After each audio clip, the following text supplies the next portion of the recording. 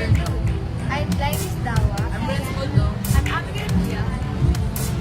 And we're here in Alabang Health Center to conduct an experiment. Our objectives are The study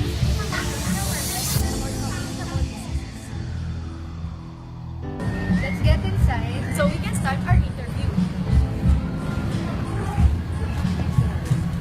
Stop.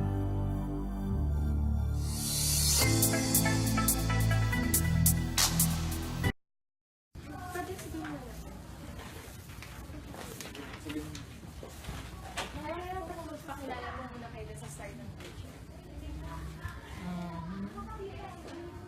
Ako yung si Mrs. Elvira Tarayo, nurse dito sa Alabang Health Center. Good afternoon po. So, ang sense po ng interview na po na gagawin po natin ngayon ay para malaman po ang iba't ibang issue tungkol po sa karamdaman, kalusugan at iba pa pong mga medical terms para po mas maliwanagan pa po ang buong barangay na namumblema po ngayon sa mga iba't ibang sakit. So, kami po ba lang ang mga batang naggaling sa Muntinlupa Science High School para makapag-interview po sa tanging clinic na ito. So, start na po. Number 1. What are the dominant communicable disease in the barangay? How do we address solutions? So, in Tagalog, ano-ano ang mga pangunahing karamdaman dito sa inyong barangay at paano po natin mapapahayag ang mga solusyon dito? Ito lang muna, huwag mo ako sali, nagbibilang ako.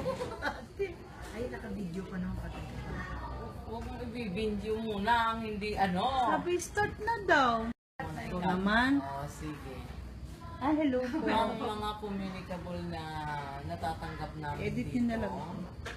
Unang-una, yung ating upper respiratory tract infection. So, upper respiratory tract infection. Yun po yung mga ubo.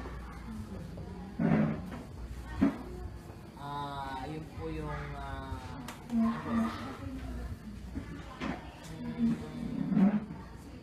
TB. So, ano po yung mga solusyon na pwede natin may pahayag sa mga Mayroon tayong ang DOH nag-provide ng 6 na buwan na gamutan tungkol sa TB. Yun po yung makikita natin yung na nasa commercial. Diba? Oo, yan yun. Yan yun. Yan yun. So, second question na po tayo. Do you think it is important to be aware and how to control or even eradicated certain communicable diseases? Sa inyo bang tingin, importante ba ang maging handa at paano natin makokontrol o mapupuksa ang mga iba't ibang pangunahing sakit? Ang mga kailangan, meron tayong ano dyan na mga gamot. May maraming solusyon ang ginagawa ng ating gobyerno para sa iba't ibang sakit na dumarating dito sa atin. Sa ngayon, sa klima ngayon, ang sakit ngayon na dumadapo sa atin ay yung dengue. Dengue. So, kinakailangan natin ang lahat ng mga tao sa komunidad ay dapat maglinis kasi yung dengue ay nakukuha natin doon sa ni-stock na tubig na walang takip. Dapat lahat ng tubig na naka-stock dapat may mga takip kasi doon namamahay sa malinis na tubig yung dengue. Yung namok na may dalang dengue. Third question. What might be the cause or causes of the problem? Ano ang maging sanhi ng problema ito? Madumi. Pagdumi. Marumi na kapaligiran. Maruming kapaligiran. So, yun. Kaya yun ang cause ng ano. Fourth question. What solutions can you suggest? Ano po ang mga solusyon na pwede niyong imungkahi sa inyong barangay? Ayun nga. Maglinis. kalinisan sa buong barangay. At siguro naka-alerto yung ating ang ating departamento sa anumang regarding gamot, regarding facility na dapat mag-cater kung nandyan na yung sakit.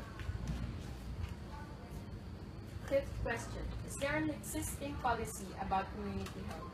Meron po bang mga batas tungkol sa pangkalusugang pangkomunidad? Yung mga batas po na sa kalusugan po ng komunidad sa barangay. Depende sa sakit. Yung sa tinatangan kong programa, yung rabies, mayroon pong maraming batas na nakasaad doon. Isa na doon yung responsible pet ownership. Hindi ko lang Free na per vaccine. yun.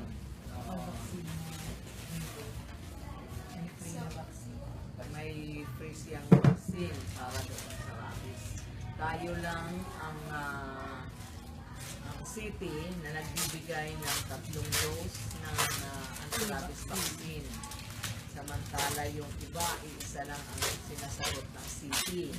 So napakaswerte ng taga Muntinlupa na binibigyan ng ating mayor ng 3 doses ng anti-rabies ang lahat ng nakakagat ng aso at pusa. Last question. Is the community cooperating with health center in terms of safety and health? Ang ating bang komunidad ay nakikipag-cooperate sa mga katulad nitong mga clinic in terms po sa mga kaligtasan at pangkalusugang mga gawi. Oo. Ano po yung mga At kaya nga tayo naglagay ng center sa lahat ng ating barangay sa buong Muntinlupa. Even doon sa bagong tayo na barangay, yung ating Southville, nilagyan ni Mayor ng health center para mapalapit ang tao kung ano mga karamdaman ang